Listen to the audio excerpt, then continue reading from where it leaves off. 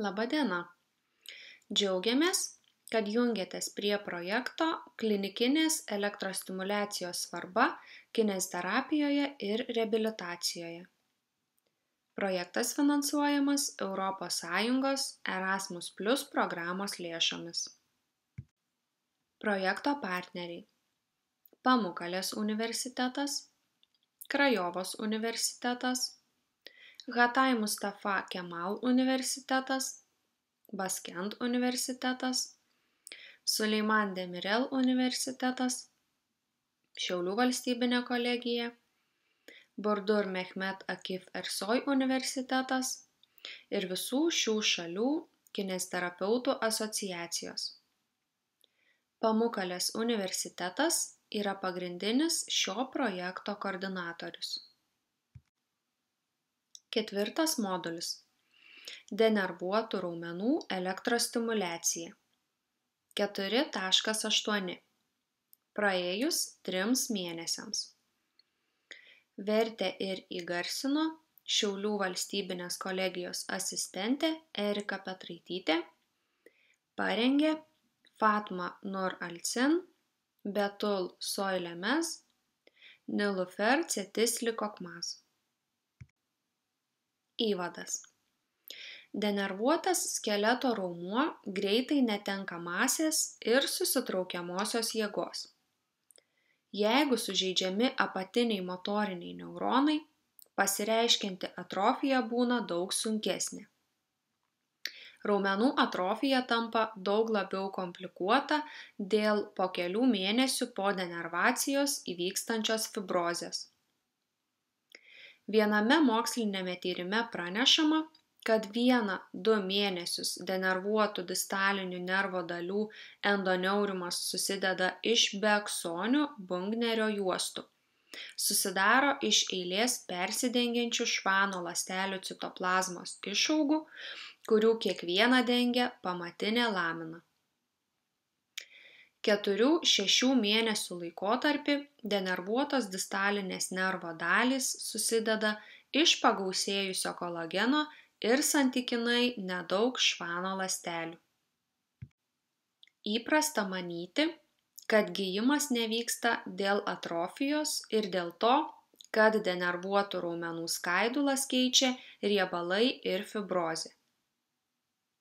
Mokslinėje literatūroje teigiama, kad visoms motorinių nervų skaiduloms ataugti užtrunka apie 1 mėnesį. Šiuo metu distaliniai nervai ir raumenys nepaliaujamai degeneruoja, švano ląstelių funkcija ties distaliniu galu denervacijos laikotarpiui užsitęsus palaipsniui slopsta, švano ląstelės tampa apoptotinės. Nors ankstyvoji denervacijos stadija dažnai tiriama su žmonėmis ir su gyvūnais, ilgalaikės denervacijos tyrimų vis dar trūksta. Atlikti moksliniai tyrimai rodo, kad nugaros smegenų ir užpakalinės šaknelės ganglijų nervinių ląstelių somos užsitęsiant denervacijai yra linkusios žūti, švano ląstelės tampa apoptotinės, aksonų regeneracija po užsitęsusios denervacijos į signalų ekspresiją reaguoja labai blankiai. Taigi, kai kurie šiuolaikiniai tyrimai skelbia, kad po uždelsto nervinių pažeidimų gydymo taikoma elektrostimuliacija nėra palanki nervų atsistatymui. Yra atliktas tyrimas, kuriame buvo atliktas skubus arba 1, 3 ar 6 mėnesius uždelstas gydymas. Gydymas buvo atliktas su persodintu nervu po to, kai žiurkėms buvo amputuotas sėdimasis nervas. Praėjus 13 savaičių po gydymo buvo įvertinta nugaros smegenų motorinių neuronų atsistatymo būklė. Grupėse, kurioms gydymas buvo uždelstas 3 ir 6 mėnesius, distalinėje nervo dalyje buvo pastebėtas smarkiai sumažėjęs atsistačiusių motorinių neuronų ir mielinizuotų aksonų skaičius. Ilgėjant atsistatymo laikui, distalinėme nerve nustatytas laipsniškas fibrozės ir proteoglikano randų žymenų didėjimas.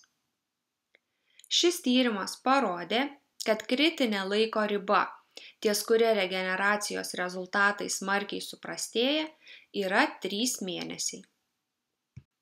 Tačiau moksliniai tyrimai rodo, kad nors periferiniai nervai atsistato santykinai lėtai, sužadinamumas taip pat prastėja labai lėtai. Tai taip pat rodo, kad kol 1-3 metus po denervacijos yra išlikusio kontraktilinio audinio, intensyvus dirgiklis gali iššaukti atsaką. Kitu tyrimu buvo siekiama įvertinti lėtinės denervacijos poveikį švano ląstelių gebėjimui distalinėje nervo dalyje skatinti aksonų regeneraciją ir regeneruotų aksonų remielinizaciją. Šiame tyrime buvo taikytas uždelsto gydymo protokolas, pagal kurį žiurkių šeivinis nervas buvo denervuotas nuo 0 iki 24 savaičių prieš kryžmai susiuvant naujai aksonomizuotas blauzdikaulio ir lėtiškai denervuoto šeivinio nervo dalis. Nustatyta, kad trumpalaikė, tai yra trumpesnė nei 4 savaičių denervacija neveikia aksonų regeneracinių savybių, bet ilgiau užtrukusi denervacija ženkliai sumažina motorinių neuronų ir aksonų distalinėje nervo dalyje skaičių. Tačiau šiame tyrime taip pat teigiama, kad atrofinės švano ląstelės nepraranda galimybės remielinizuoti atsistačius aksonus. Šie rezultatai rodo, kad lėtiškai denervuotos švano ląstelės progresyviai negeba palaikyti aksonų regeneracijos, tačiau nepaisant to, jos nepraranda galimybės remielinizuoti atsinaujinusių aksonų. Elektrodiagnostikos tyrimus reikia kartoti po 3-ojo denervacijos mėnesio ir gydymą reikia tęsti naudojant tinkamą srovę, parinktą pagal degeneracijos reakciją. Moksliniais tyrimais įrodyta, kad po 64 denervacijos dienos pradėta stimuliacija žiurkių padikaulio raumens tetaninį susitraukimą padidina 37 kartus. Panašūs rezultatai nustatyti ir tiriant ilgesnį denervacijos laikotarpį, nuo 4 iki 10 mėnesių, kai stimuliuojami 3-5 padikaulio ir ilgojo tiesiamojo pirštų raumens skaidulos denervacijos metu. Mokslinių tyrimų įrodymai palaiko teiginį, kad atstatyti denervuotus raumenis esant ilgesniam laiko tarpui tarp denervacijos pradžios ir stimuliacijos pradžios yra vis sunkiau. Tačiau nervų gydymas ankstyvojoje stadijoje nėra galimas tais atvejais, kai įvyksta žaizdos užkrėtimas ar minkštųjų audinių trauma.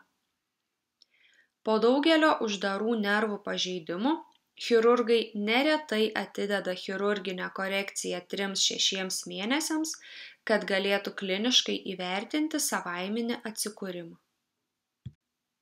Elektrostimuliacija vis tik gali skatinti regeneraciją net ir po tokių lėtinių nervinių pažeidimų korekcijos, tačiau funkcijos atsistatymo rodikliai būna prastesni.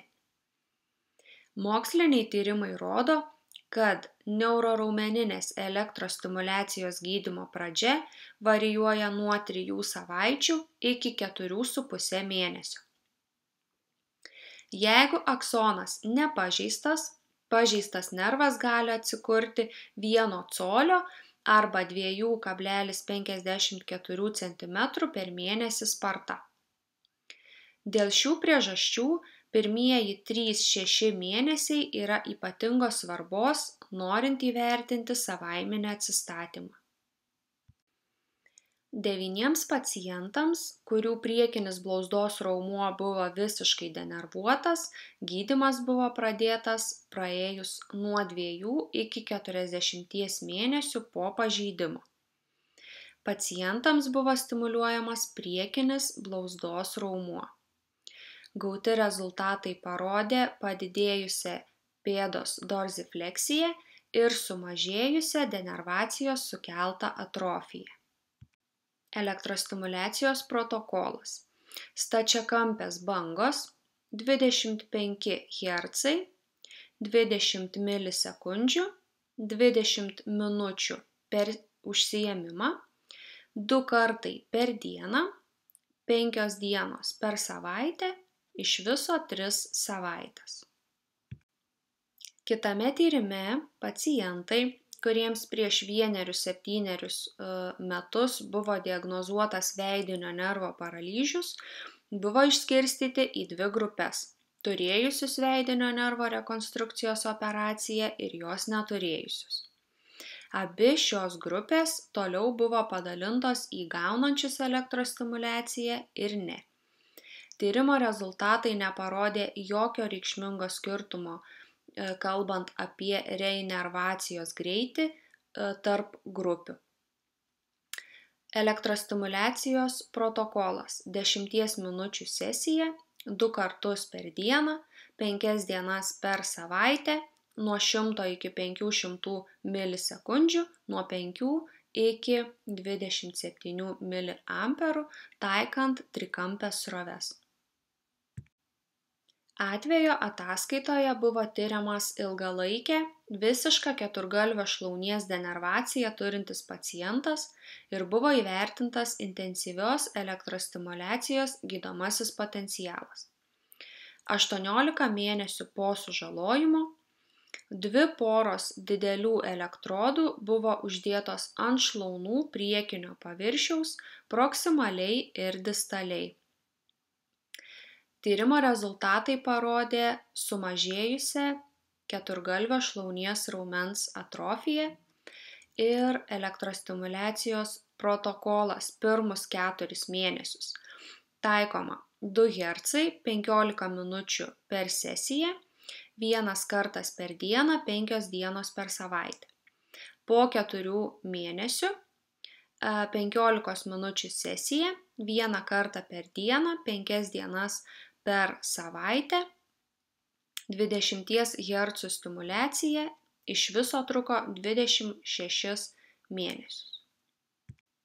Moksliniais tyrimais nustatyta, kad trumpalaikė žemo dažnio elektrostimuliacija spartina aksonų augimą ir raumenų reinervaciją ir žiurkėms, ir žmonėms po atliktos skubios nervų operacijos. Šios išvados leidžia teigti, kad elektrostimuliacija skatina regeneraciją po uždelsto nervų gydymo. Žiurkių šeivinis nervas buvo lėtiškai aksotomizuotas ir arba blauzdinio nervo švano ląstelės bei pėdos tiesiamieji raumenys buvo lėtiškai denervuoti dėl imobilizacijos arba amputavimo. Atlikus nervų operaciją vienai grupiai praėjus 3 mėnesiams buvo taikyta netikra elektrostimuliacija, o kitai grupiai laidiniais elektrodais buvo taikyta elektrostimuliacija. Atliekant tyrimą, žiurkių sėdimasis nervas buvo nupjautas ir nervinio pažeidimo gydymas buvo uždelstas 2, 4, 12 ir 24 savaitės. Praėjus kiekvienam iš tyrimo laikotarpių, vienas laidinio elektrodo galas buvo uždėtas apvaliai aplink nervą, proksimaliai sužeidimo vietai, o antrasis elektrodas buvo naudojamas kaip anodas, kuris buvo uždėtas ant šalia nervo esančio raumens. Raumenų atrofija pagydoma iš dalies ir elektrostimuliacijos efektyvumas laipsniškai krito, kai gydymas buvo uždelstas nuo 2 iki 24 savaičių. Elektrostimuliacijos panaudojimas uždelsus gydymą ne ilgiau kaip 24 savaitės gali padėti nervams atsikurti ir skatinti jų funkcijos atsistatymą. Priešingus rezultatus gavusiame tyrime žiurkių ilgasis tiesiamasis pirštų raumuo buvo denervuotas 3,5 mėnesio, atliekant šeivinio nervo aksotomiją. Šio tyrimo metu kai kurioms žiurkėms denervacijos laikotarpiu buvo taikyta elektrostimuliacija. Tyrimo rezultatai atskleidė, kad denervacijos laikotarpiu taikyta elektrostimuliacija nepadidino raumenų masės, jėgos ir nepagerino motorinės funkcijos. Ir nors esama priešingas išvadas priėjusių tyrimų, apibendrinant daugumą atliktų tyrimų, galima sakyti, kad elektrostimuliacija potencialiai gali skatinti regeneraciją, patyrus lėtinius nervų sužalojimus arba uždelsus nervų gydymą, tačiau anksti pradėto gydymo rezultatai būna geresni.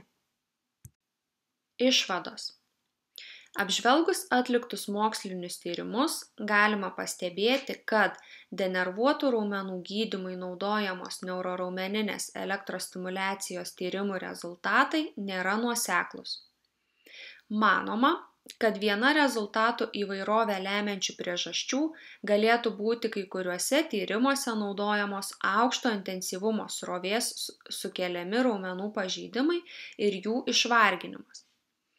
Todėl kineziterapeutams reikia imtis atitinkamų priemonių, siekiant neperstimuliuoti ir neišvarginti tikslinį raumenį supančių raumenų. Elektrostimuliacijos naudojimui kylančios kliūtys. Negebėjimas aiškiai suprasti funkcijos atsistatymą lemiančių mechanizmų, negebėjimas deramai optimizuoti stimuliacijos parametrų, negebėjimas aiškiai nusakyti bei apibūdinti poveikio galviniams nervams. Klinikiniai elektrostimuliacijos poveikį nervų atsikūrimui demonstruojantis tyrimai yra santykinai naujas reiškinys. Atliekant šiuos tyrimus, tyrimo modelyje naudojamos stimuliacijos parametrai dažniausiai nustatomi bandymų ir klaidų metodu. Veiksmingo elektrostimuliacijos panaudojimo denervuotiems raumenims problema išsisprendžia parinkus teisingus stimuliacijos parametrus, stimuliavimo srovę ir tipą bei tinkamai išdėliojus elektrodus. Aiškumas dėl panaudojimo technikos, kurio šiuose tyrimuose stinga, toliau stato barjerus, neleidžiančius naudoti elektrostimuliacijos pacientams gydyti, nepaisant naujausiais tyrimais pagrindžiamo teigiamo poveikio. Elektrostimuliacija nėra tinkama priemonė žmonėms turintiems širdies ligų, nešiojantiems širdies stimuliatorių, turintiems riziką kraujuoti ir patirti tromboemboliją.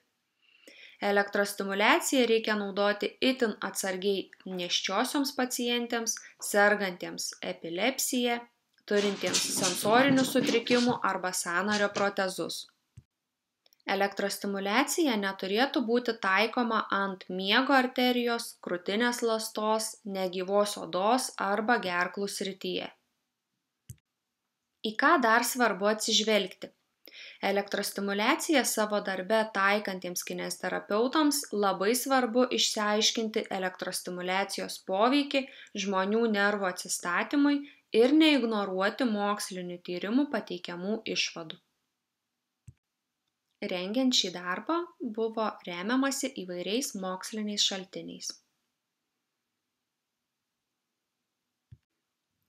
Malonu, kad domitės elektroterapijos pritaikymo galimybėmis kineziterapijoje ir reabilitacijoje.